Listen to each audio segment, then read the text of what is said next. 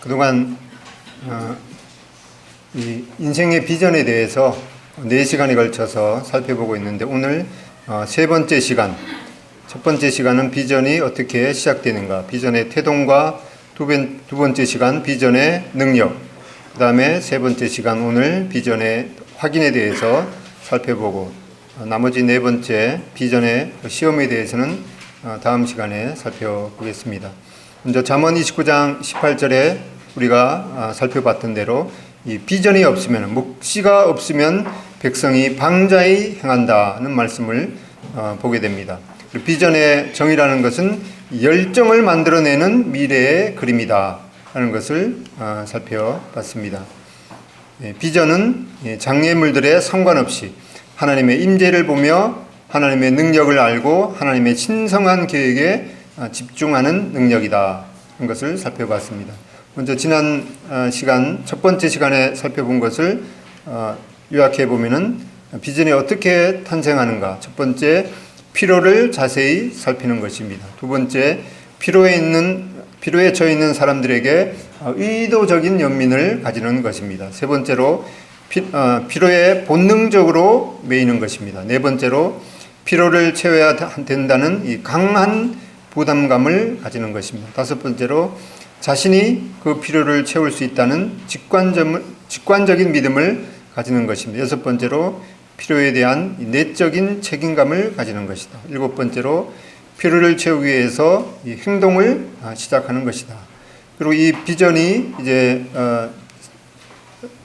세워졌으면은 그 비전을 이루기 위한 그 능력은 어떻게 받게 되는가? 첫 번째로, 이 하나님과의 관계를 친밀하게 하라. 두 번째로, 하나님이 궁극적인 해답이라는 확신을 가져라. 세 번째로, 숨겨진 모든 죄를 자백하라. 네 번째로, 죄와 동기를 깨끗하게 하라. 다섯 번째, 하나님의 약속을 주장하라. 여섯 번째, 하나님의 명령을 맡아라. 일곱 번째로, 구체적인 응답을 위해 확신을 가지고 기도하라. 이렇게 살펴봤습니다. 오늘 세 번째 시간으로 이 비전의 이 확인에 대해서 살펴보겠습니다. 어떻게 하나님께서 주신 그 비전이 정말 하나님께로부터 왔다는 것을 확신할 수 있는가에 대해서 살펴보는 시간입니다. 서론에 보면은 이 흐린 눈은 당신의 시야를 제한하고 어설픈 비전은 당신의 행동을 제한한다. 그래서 비전을 품었으면 그 비전이 마음속에서 이게 확실한 비전이 되어야만 하는 것입니다. 또 이 비전 전문가인 이 조지 바너라는 분은 이 비전가들은 그들의 특별한 부르심과 기회의 연관성을 고려하면서 모든 새로운 기회를 지속적으로 검증한다. 이 비전에 대해서 지속적으로 이게 정말 하나님께로부터 온 것인가, 그걸 지속적으로 검증하는 것입니다. 이 헨리 소우라는 분은 이렇게 그 인생 가운데 이러한 것을 배웠다라고 말하고 있습니다. 나는 적어도 다음과 같은 사실을 배웠다. 만일 어떤 사람이 자신이 꿈꾸는 방향으로 확신 있게 전진하며 자신이 꿈꾸는 삶을 살려고 노력하고 있다면 그는 평범한 시간 속에서 예상치 못한 성공을 만나게 될 것이다. 이 하나님께서 주신 그 비전을 가지고 계속해서 이렇게 살다가 보면은 생각지 않는 그런 평범한 시간 속에서 그 성공을 만나게 될 것이라고 그러한 것을 배웠다 이렇게 말하고 있습니다. 이 첫 번째, 이 하나님께서 주신 비전이 정말 하나님께로부터 온 것인가, 그걸 확인하는 첫 번째 키는 이 계속되는 이 열정이 있는가입니다. 느헤미야서 2장 1절로 2절에 보면은 아닥사스다 왕 제20년 니산월에 왕 앞에 포도주가 있기로 내가 그 포도주를 왕에게 드렸는데 이전에는 내가 왕의 앞에서 수심이 없었더니 왕이 내게 이르시되 너가 병이 없거늘 어찌하여 얼굴에 수심이 있느냐, 이는 필연 내 마음에 근심이 있음이로다 하더라. 그때 내가 크게 두려워했다. 이렇게 말씀하고 있습니다.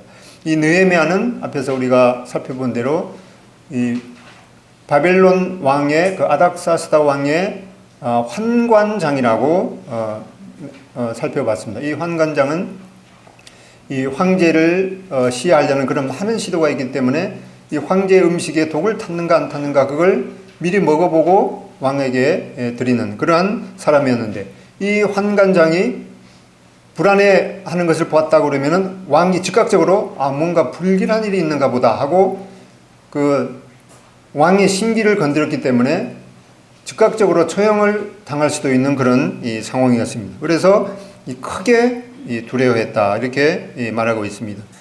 그리고 이 느헤미야가 처음 비전을 받았을 때가 느헤미야 1장 1절에 보면은 이 기슬르월의 수산궁에 있었다 이렇게 기록되어 있습니다. 이 기슬르월은 바벨론 달력으로 이 9번째 월입니다. 근데 그 느헤미야는 하나님 앞에 비전을 받고 계속해서 주야로 기도하고 있었는데, 지금 왕 앞에 선 그 달이 그 비전을 품고 왕 앞에 선 달이 니산월이니까 니산월은 첫 번째 달입니다. 그러니까 몇 개월 지났습니까?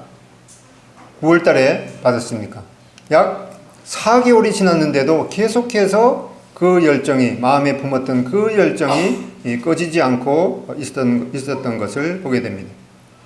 많은 사람들이 연초가 되면은 올해부터는 내가 어떠한 것을 해야지 하고 결심을 했다가 며칠 갑니까?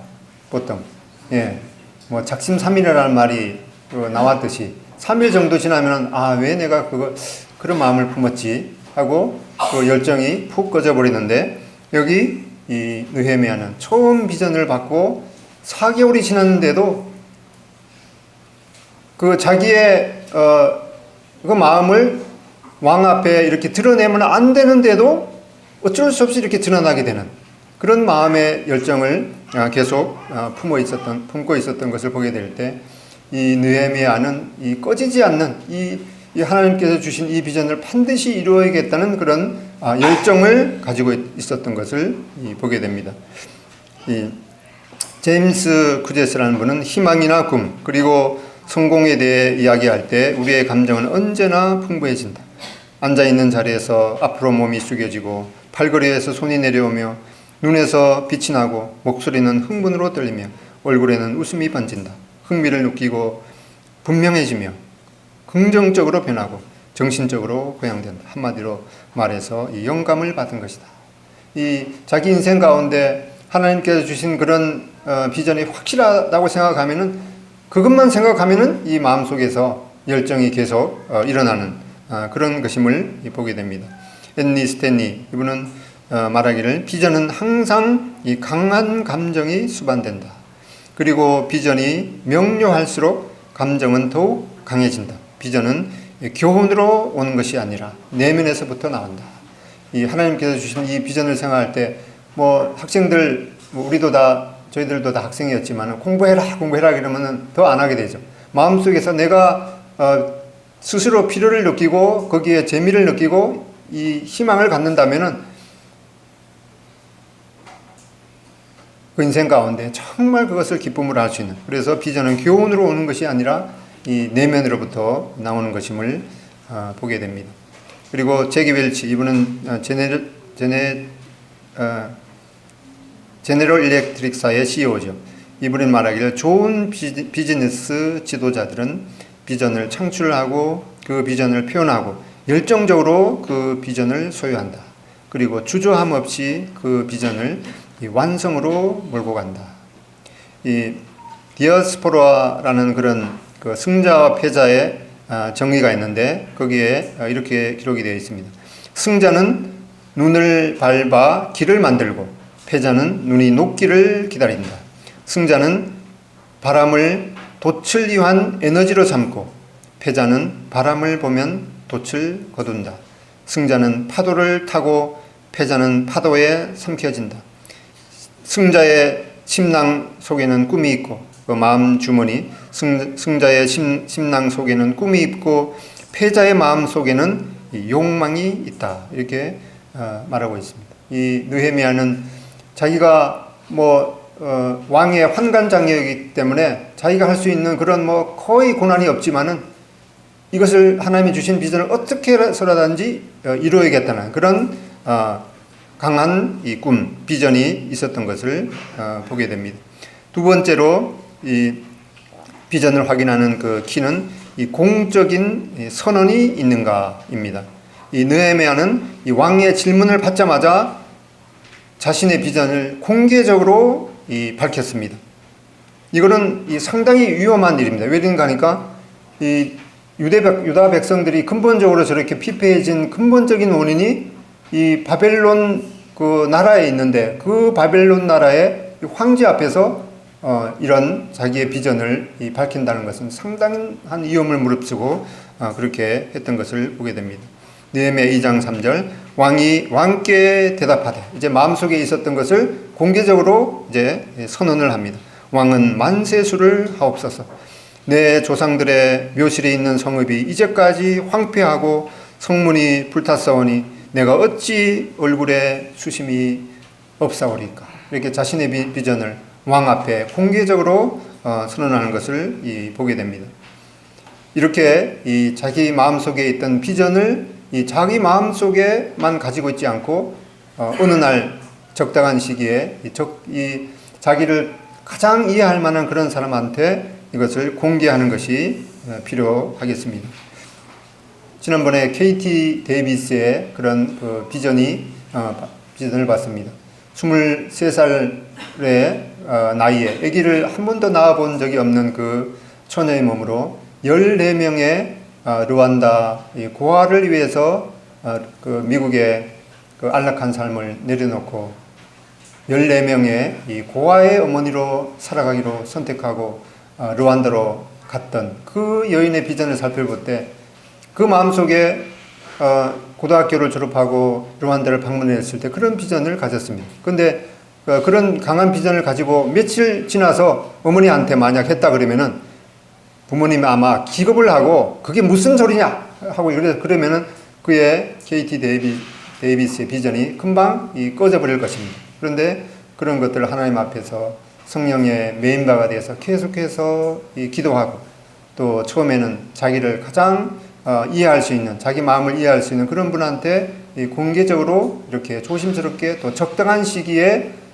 털어놓게 되고, 또 거기에 대해서 격려를 받아서 하는, 이렇게 공개적으로 선언하는 것은 이 알맞은 시기에 또 자기 마음을 가장 잘 이해할 수 있는 분한테 그걸 이렇게 털어놓는 것이, 공개적으로 선언하는 것이 필요하겠습니다.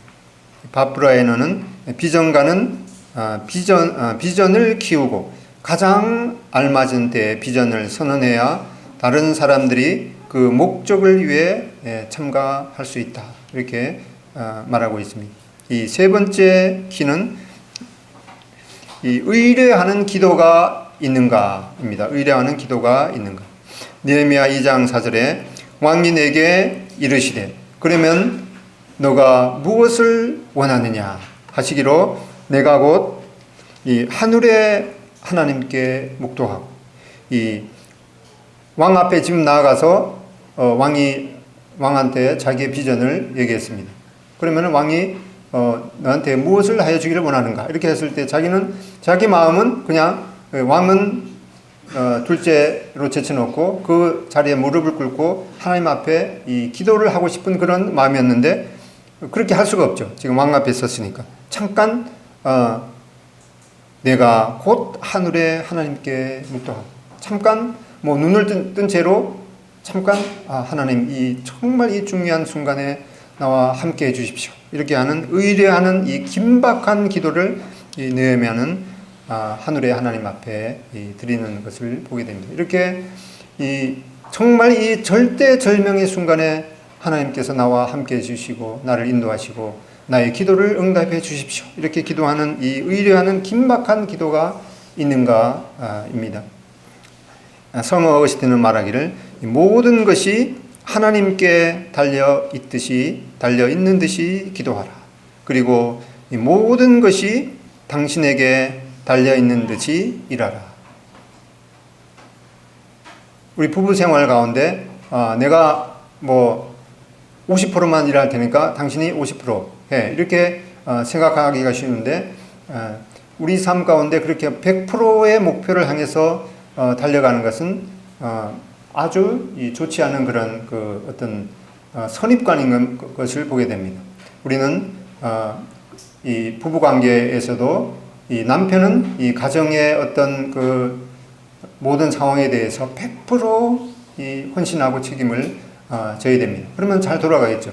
그리고 이 아내 되는 분은 이 가정의 모든 이런 자녀 교육이나 또 기타 상황 모든 것은 전적으로 나한테 달려 있어. 그리고 100% 이렇게 헌신하면은 뭐 남편에 상관없이 그 가정이 잘 돌아갈 것입니다. 이렇게 남편은 남편대로 100% 하나님 앞에 그 책임을 다하고 아내는 아내대로 하나님 앞에 100%의 헌신을 다할 때 우리는 200%의 그런 소득을 얻을 수가 있겠죠. 그래서 이 예수님께서 비유를 통해서도 보게 될 때 이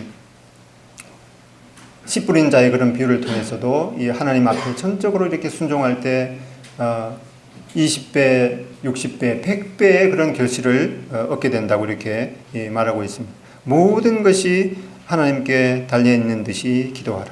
그리고 모든 것이 나에게 달려있는 듯이 일하라 하는 그런 태도가 필요할 것입니다. 이것은 이 칼 폴이라는 분의 기도인데 이분이 이렇게 기도를 했습니다. 하나님, 저에게 제가 변화시킬 수 없는 것들을 받아들일 수 있는 평온함을 주시고 제가 할 수 있는 것을 변화시킬 수 있는 용기를 주시옵소서. 그리고 이들의 차이를 헤아려 알 수 있는 지혜를 주시옵소서. 이렇게 기도를 했습니다. 이 기도문은 그 프린트물 맨 밑에 적혀 있습니다. 그래서 우리가 기도를 할 때에도 무작정 이렇게 기도할 것이 아니라 무엇을 위해서 또 어떠한 마음으로 어떠한 그 목적을 가지고 기도하는가가 필요하겠습니다. 한번 여기 낭독해 보겠습니다. 시작. 하나님, 저에게 제가 변화시킬 수 없는 것들을 받아들일 수 있는 평온함을 주시고 제가 할 수 있는 것을 변화시킬 수 있는 용기를 주시옵소서. 그리고 이들의 차이를 헤아려 알 수 있는 지혜를 주시옵소서. 우리는 많은 순간에 이러한 기도를 하나님 앞에 드리면서 또 그러한 마음으로 살아가야 될 것이라고 생각이 듭니다. 가수였다가 이 가스펠 싱어가 된 크리프 리처드라는 분은 말하기를 우리가 하나님을 더욱 의뢰하면 할수록 우리는 그분이 더욱 의뢰할 만한 분이라는 것을 발견한다. 이래 삶 가운데 이러한 것을 발견했습니다. 그리고 네 번째 키는 이 전체적인 계획이 있는가입니다. 느헤미야서 2장 6절에 보면은 그때 왕후도 왕 곁에 앉아 있었더라. 왕이 내게 이르시되 너가 몇 날에 다녀올 길이며 어느 때에 돌아오겠느냐 하고 이렇게 했을 때 이 느헤미야는 내가 기한을 정했다. 이 느헤미야는 이 기도하면서도 그 마음 가운데 내가 어떠한 일을 언제까지 하고 무엇을 하고 이러한 것들을 마음속에 전체적인 그런 이 계획을 세웠던 것을 이렇게 보게 됩니다. 우리는 뭔 계획을 할 때마다 하나님께서 뭐 다 인도하시겠지 이렇게 생각할 수가 있겠지만은 이 무계획은 바로 이 음부의 그런 상태라고 전도서 9장 10절에도 말씀하고 있습니다. 음부에는 일도 없고 계획도 없고 지식도 없고 지혜도 없음이니라. 이렇게 우리가 하나님 앞에서 하나님의 주신 지혜를 가지고 계획하는 일이 얼마나 중요한가를 보게 됩니다. 우리는 뭐 무슨 이렇게 일을 할 때 주로 이렇게 생각하는 것이 이걸 어떻게 해야 되지? 이렇게 어떻게 할 것인가에 집중이 되어 있는데 그거보다는 내가 무엇을 해야 되는가 그것이 더욱 중요하겠습니다. 그래서 비전은 바로 완성된 이 프로젝트에 대한 이 그림, 그러니까 이 나의 비전이 무엇인가, 내가 무엇 때문에 이것을 하는가 그것을 항상 염두에 둬야 되고 이 계획은 바로 이 비전에 도달하는 이 방법이 되겠습니다. 그래서 비전하고 계획 세우는 것 이것이 뒤바뀌면은 안 되는 것을 보게 됩니다. 토마스 에디슨은 말하기를 이 모든 것에는 항상 더 나은 방법이 있다. 그것을 찾아라. 존 맥스웰 이분은 리더십 전문가인데 이분은 말하기를 최고의 아이디어를 채택하기 전까지는 모든 아이디어가 더 좋은 아이디어처럼 보인다. 그래서 뭐 차선은 그 최선의 길을 추구하다가 안 되면은 차선을 취해야 되는 그런 경우가 있을지는 몰라도 어떤 경우에는 차선이 최선의 적이 되는 그런 경우를 우리는 경험으로 보게 됩니다. 조셉 머피도 우리는 우리의 비전이 있는 곳으로 간다. 이렇게 말했습니다. 다섯 번째는 이 권위자의 이 허락이 있는가입니다. 느헤미야 2장 4절로 6절에 보면은 왕이 내게 이르시되 그러면 내가 무엇을 원하느냐 하시기로 5절 이 왕에게 아뢰되 왕이 만일 좋게 여기시고 종이 왕의 목전에서 은혜를 얻어 싸우면 나를 유다 땅 나의 조상들의 묘실이 있는 성읍에 보내어 그 성을 건축하게 하옵소서 하였는데 6절 왕이 나를 보내기를 좋게 여기시고 이렇게 왕에게 이렇게 얘기했을 때 왕이 느헤미야를 보내기를 좋게 여겼다 이렇게 말씀하고 있습니다. 이 권위에 대한 순복이 우리 삶 가운데 상당히 중요한 것을 이 선신서를 통해서도 말씀하고 있습니다. 베드로전서 2장 13절 인간의 모든 제도를 주를 위하여 순종하되 혹은 위에 있는 왕이나 혹은 그가 악행하는 자를 징벌하고 선행하는 자를 포상하기 위하여 보낸 총독에게 하라. 인간이 세운 모든 제도 그리고 특별히 위에 있는 이 왕에게 또 이 총독에게 그 당시 그 상황 가운데 이 총독에게 그렇게 하라는 말씀을 해주고 있습니다. 우리나라가 지금 심각하게 겪고 있는 이 지도자의 문제에 대해서 우리가 지적하고 또 의분을 나타내고 그러한 상황 가운데 있는데 우리가 그런 것을 하기 전에 인간이 세운 모든 제도를 주를 위해서 순종하는 것. 뭐 작고 큰 그런 일이 없겠습니다만은 매일 우리가 운전하면서 정말 신호등이라든가 또 속도 제한 그런 모든 것을 우리가 정말 뭐 사람이 보나 안 보나 지키고 있는가 그런 것들도 그걸 먼저 우리가 살펴보고 다른 사람에 대해서 얘기하는 그런 것이 필요하겠습니다. 인간의 모든 제도를 주를 위해서 순복하는 그런 태도. 그래서 이 아주 폭군 이 지도자가 통치하는 것보다도 더 위험한 것은 이 무정부 상태가 더 위험한 것이지. 그래서 가장 성경적인 가장 올바른 제도는 뭔가 하니까 이 최고의 의로운 자가 이 전권을 가지고 통치하는 그런 제도가 가장 좋은 것이죠. 그것이 언제 실현되는가 하니까 예수님께서 이제 재림하셔서 이 땅에 1000년 동안 통치하실 때 그 주님은 이 실수가 없으시고 또 모든 지혜의 근본이신 분이기 때문에 그분이 통치하시는 그런 제도, 그러한 나라가 가장 올바른 그런 제도인 것을 보게 되고 이 땅에 우리가 주의 나라가 임하시옵소서라는 그런 기도를 해야 된다고 말씀하고 있는데 뭐 우리나라뿐만 아니라 미국 같은 경우에도 뭐 말할 것도 없죠. 뭐 어떻게 그런 사람이 뭐 대통령이 됐느냐. 그 나라에도 뭐 절반은 그렇게 데모도 하고 그러는데 정말 의로우신 공의로우신 완전히 공의로우신 그분이 이 온 세상을 다스려 주십시오라고 하는 그런 주님의 나라가 임하기를 기도하는 그런 자세가 필요하리라고 생각이 됩니다. 골로새서 3장 22절 종들아 모든 일에 육신의 상전들에게 순종하되 여기 보면은 이 종들한테 지금 뭐 모든 인류가 법 앞에 평등하다는 그런 뭐 대부분의 나라의 헌법에 아마 그렇게 기록이 되어 있을 것입니다. 그런 걸 생각할 때 모든 사람이 평등한데 어떤 사람이 주인이고 어떤 사람은 노예이고 그 말도 안 된다. 이러한 제도를 없애는 것이 당연하다. 그렇게 주님께서 말씀하시는 것이 아니라 주님께서는 어떤 면에서 이 세상의 어떤 그런 그 제도나 그런 것에 별로 관심이 없으시죠. 왜냐하니까 주님의 나라는 이 땅에 속한 것이 아니고 하늘나라에 속해 있기 때문에 이 땅에 있는 그런 모든 제도에 대해서 그 상황 가운데서 주인으로 섬기게 됐느냐. 그러면 주인으로 주님 앞에 충성하라. 또 종의 신분으로 주님을 믿게 되었느냐. 그 상황 가운데서 하나님의 영광을 위해서 주인에게 충성을 다하라. 라는 그런 말씀을 해주고 다만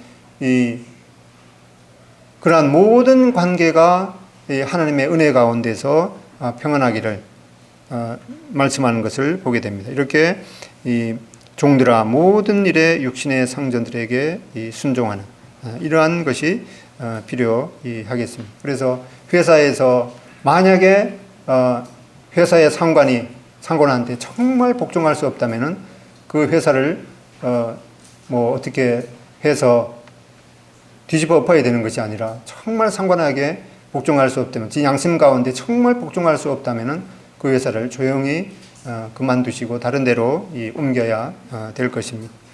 이 하나님의 질서, 이 하나님의 이 보호의 이 우산입니다.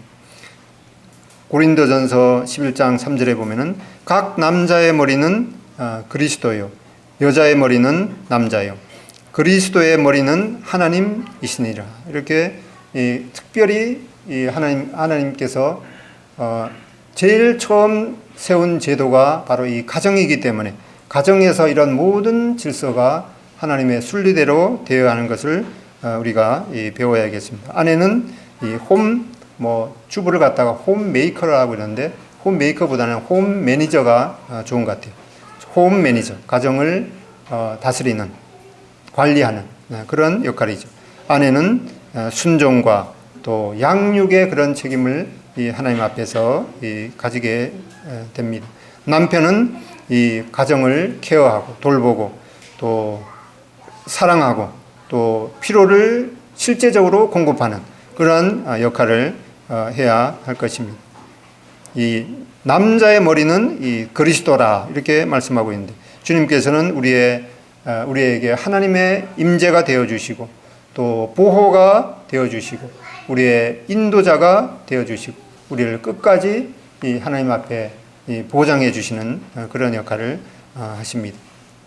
그리고 이 그리스도의 머리는 이 하나님이시라. 하나님께서는 모든 만물의 주제이시다. 이렇게 말씀하고 있습니다. 이러한 이 가정에서의 질서가 바로 이 외부로부터의 그런 환난을 보호해주는 이 하나님의 우산이 되겠습니다. 에베소서 5장 6절, 골로새서 3장에 보면은 이 하나님께서 이 특별히 가정과 또 사회에 대해서 그 구성원에 대해서 말할 때 먼저 언급되는 것이 아내들아. 이 하나님께서는 이 가정의 구성원 중에서 아내들에게 특별히 먼저 말씀하실 말씀이 있는 것입니다. 그 다음에 남편들아 이렇게 말하고 있습니다. 왜 그런가 하니까 왜 이 아내들에게 먼저 하나님께서 말씀하셔야 될 그 필요를 느끼는가 하니까 남자가 먼저 죄에 빠진 것이 아니라 여자가 꾀임에 빠져서 먼저 죄를 범했기 때문에 그래서 하나님께서 이 아내들에게 여자들에게 먼저 말씀하실 그 말씀이 있는 것을 보게 됩니다. 그리고 자녀들에게 말씀하시고 그 다음에 아비들에게 먼저 종들에게 말씀하시고 그 다음에 상전들에게 말씀하시고 이렇게 에베소서와 골로새서의 이런 말씀 하나님께서 이 말씀하시는 그런 순서를 보게 됩니다. 반면에 베드로전서 5장에 보면 먼저 장로들에게 본을 보이라고 이렇게 말씀하시고 또 젊은 자들에게 또 순복하라고 이렇게 말씀하시는 것을 보게 됩니다. 레오 8세는 말하기를 복종은 사람이 사람에게 노예 상태가 되는 것이 아니고 사람을 통해 다스리시는 하나님의 뜻에 순복하는 것이다. 우리가 인간이 세우는 모든 그 제도 가운데 위에 있는 사람들에게 순복하는 것이 그냥 비굴하게 사람에게 순종하는 것이 아니라 사람을 통해서 다스리시는 이 하나님의 뜻에 순복하는 것이라고 말씀하고 있습니다. 그래서 위에 분이 분명히 우리 눈에 분명히 잘못된 그런 일을 행할 때에도 어떻게 그런 일을 할 수 있느냐 이렇게 손가락 질하기 전에 겸손한 마음으로 순종하는 태도로 말씀을 드리는 그러한 것이 필요한 것을 보게 됩니다. 여섯 번째로 이 동기에 이 순수함이 있는가입니다. 그 동기에 이 순수함이 있는가는 느헤미야 1장 4절에 보면은 내가 이 말을 듣고 앉아서 울었다. 이 느헤미야는 이 자기 백성의 그 끔찍한 고통에 대해서 들었을 때 눈물을 흘렸습니다. 이것은 하나님의 나라와 자기 백성들에 대한 이 말할 수 없는 그런 이 사랑을 느낀 것을 보게 됩니다. 그리고 느헤미야 1장 6절에 이제 종이 주의 종들인 이스라엘 자손을 위하여 주야로 기도하오니 이스라엘 백성의 끔찍한 고통을 생각하고 울면서 주야로 밤낮으로 어떻게 하면 그들을 고통에서 구해줄 수 있을까 이것을 이 마음을 품고 밤낮으로 기도하는 그 마음 그것은 바로 하나님의 나라와 백성들에 대한 이 깊은 이 사랑에서 비롯된 것임을 보게 됩니다. 그래서 우리가 어떤 일을 할 때 내가 어떤 동기로 이 일을 하게 되는가 또 어떻게 이 내가 하고 있는 이 동기에 대해서 느낄 수가 있는가. 이 느헤미야는 자기가 어떤 면에서 이 왕 앞에 그 음료수나 술을 따르는 그런 뭐 서빙하는 일이죠. 그것을 수십 년 하다가 보면은 정말 뭐 지겨운 일이죠.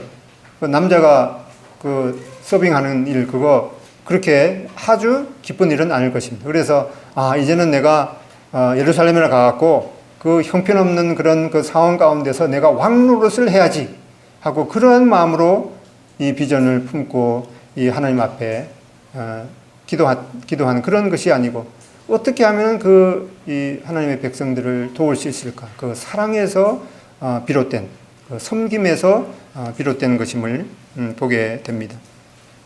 야고보서 이 3장 13절에 보면은 그 중간에 너희 마음에 독한 시기와 다툼이 있으면 자랑하지 말라. 우리 마음 가운데 이러한 것이 일어날 수 있다는 그런 경고를 해주고 있습니다. 너희 마음에 독한 시기 또 다툼이 있게 되는 어떤 일을 하게 될 때 이러한 마음이 발생할 수 있다는 그런 경고를 해주고 있습니다. 오직 위로부터 난 지혜는 첫째 성결하고 다음에 화평하고 관용하고 양순하며 긍휼과 선한 열매가 가득하고 편견과 거짓이 없나니 이렇게 말씀하고 있습니다. 이 시기심으로 내가 이 일을 하는 것이 아닌가 또 이기적인 야망으로 이 일을 하는 것이 아닌가 이런 것을 생각할 수가 있는데 내가 정말 이것이 주님과 또 성도를 사랑하는 마음에서 하고 있는 일인가 그것만 물어보면은 내 동기가 이 하나님 앞에 받아들여질만 하는 것인지 체크를 할 수가 있을 것입니다. 마태복음 25장에 보면은 주님께서 이 10달란트, 5달란트, 2달란트, 1달란트 받은 자가 그 일생 가운데 그 일을 해서 하나님 앞에 그 달란트를 남겨들었을 때 그 삶을 평가하는 지침을 말해주고 있습니다. Well done, good and faithful servant. 착하고 충성된 종아. 이렇게 평가를 해주고 있습니다. 이것은 제일 먼저 평가하는 그 지침은 착하다. 이것은 바로 동기가 올바랐다. 이렇게 평가하고 있습니다. 그리고 충성되다. 이것은 태도가 정말 믿을만하구나. 이렇게 평가를 했습니다. 그 다음에 종아. 이렇게 평가했습니다. 그것은 이 위치가 바로 이 섬김의 자세에서 나왔다는 것을 평가하는 것입니다. 뭐 착하고 충성된 대통령아 그렇게 한 것이 아니라 착하고 충성된 뭐 장로야 집사야 그렇게 말한 것이 아니라 착하고 충성된 종아 이 정말 섬김의 자세로 모든 일을 했는가에 대해서 하나님께서 평가하시는 것을 보게 됩니다. 사무엘상 16장 7절에도 내가 보는 것은 사람과 같이 아니하니 사람은 외모를 보거니와 나 여호와는 중심, 그 마음의 중심을 보게 된다. 그래서 겉으로는 뭐 많은 것을 했을지라도 정말 그 마음 가운데서 시기와 그 야망으로 했는가, 아니면은 이 주님과 성도를 사랑하는 마음으로 했는가에 대해서 하나님께서 평가하시는 것을 보게 됩니다. 7번째로 이 마음에 이 평안이 있는가입니다. 느헤미야 2장 3절로 5절 읽어보겠습니다. 시작.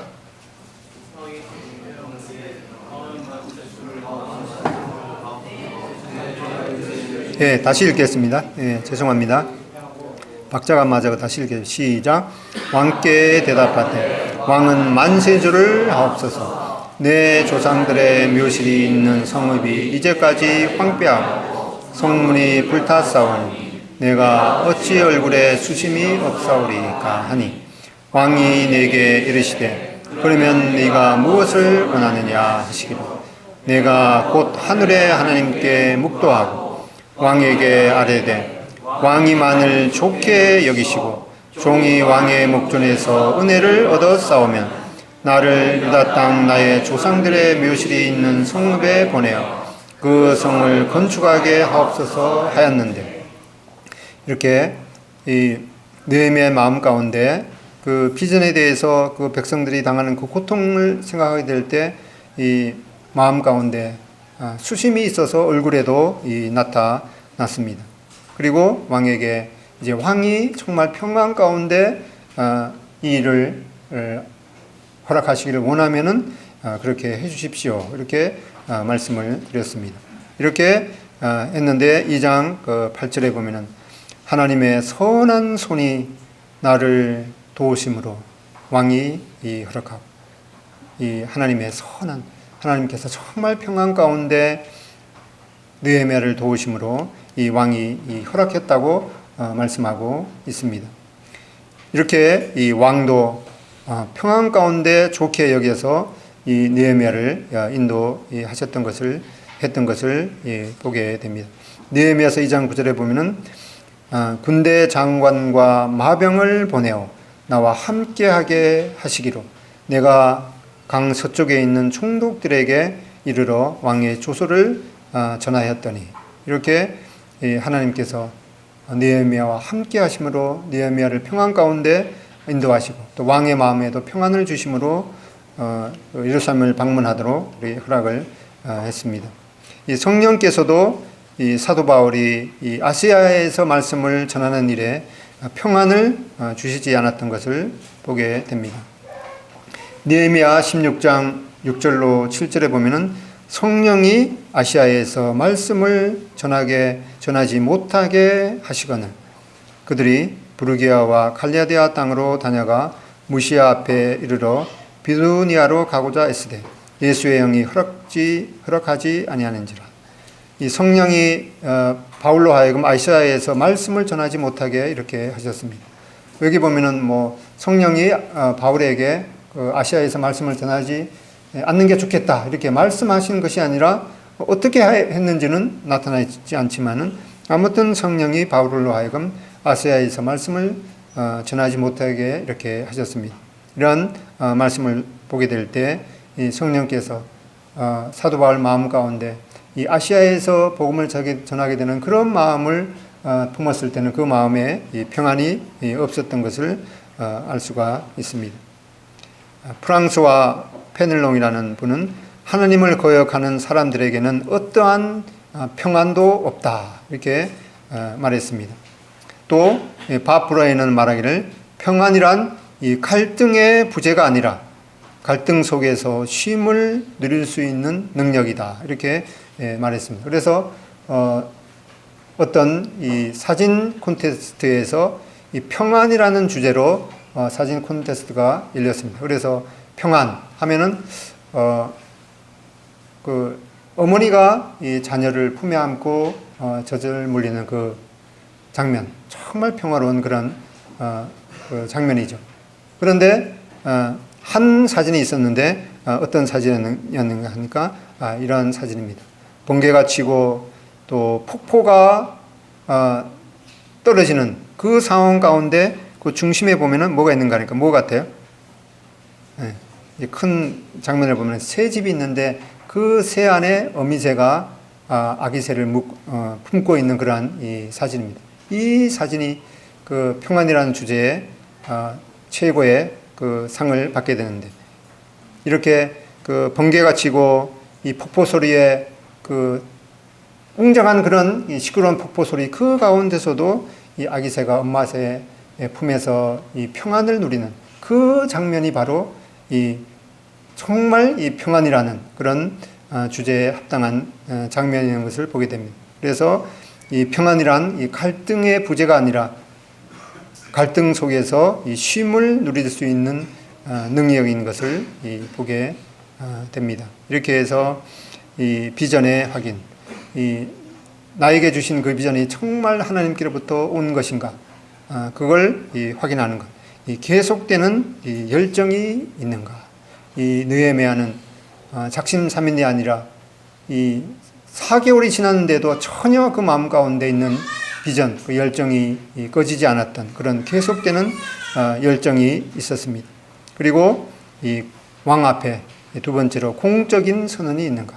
왕 앞에 이제 당당하게 공적인 그런 선언을 했습니다. 그다음에 세 번째로 의뢰하는 이 기도. 이 느헤미야는 왕 앞에 나갔을 때 그 왕이 느헤미야에게 물었을 때 잠깐 서서 이 하늘의 하나님 앞에 묵도하는, 그렇게 이 아주 긴박한 의뢰하는 그런 기도를 드렸던 것을 보게 됩니다. 네 번째, 전체적인 계획이 있는가. 왕은 느헤미야에게 그러면 어떻게 해주기를 원하느냐 이렇게 물었을 때 내가 언제까지 어떻게 하겠습니다. 이렇게 기한을 정했던 것을 보게 됩니다. 기도하면서 그 모든 일에 대해서 계획했던 전체적인 계획을 가졌던 것을 보게 됩니다. 다섯 번째, 이 권위자의 허락이 있는가. 이 느헤미야가 바벨론 왕에게 이렇게 말했을 때 바벨론 왕도 아주 좋게 여겨서 허락을 했습니다.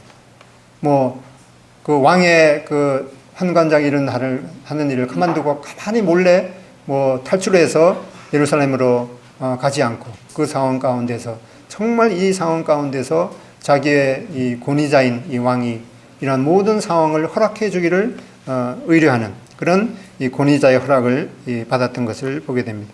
여섯 번째, 이 동기의 순수함이 있는가. 이 느헤미야는 뭐 예루살렘에 가서 자기가 왕이 되려는 그런 마음으로 한 것이 아니라 정말 그 백성들을 생각하는 그런 사랑의 마음으로 했던 것을 보게 됩니다. 일곱 번째, 이 마음에 평안이 있는가.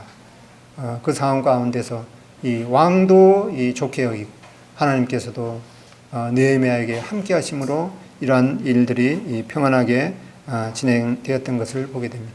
평안은 갈등의 부재가 아니라 이 갈등 속에서 평안을 누리는 그런 능력임을 살펴봤습니다. 예, 다음번에는 이런 비전을 이루는 데 있어서 어떠한 많은 시험들이 오게 되는데 그런 시험들을 어떻게 극복할 것인가에 대해서 살펴보겠습니다. 기도하고 마치겠습니다.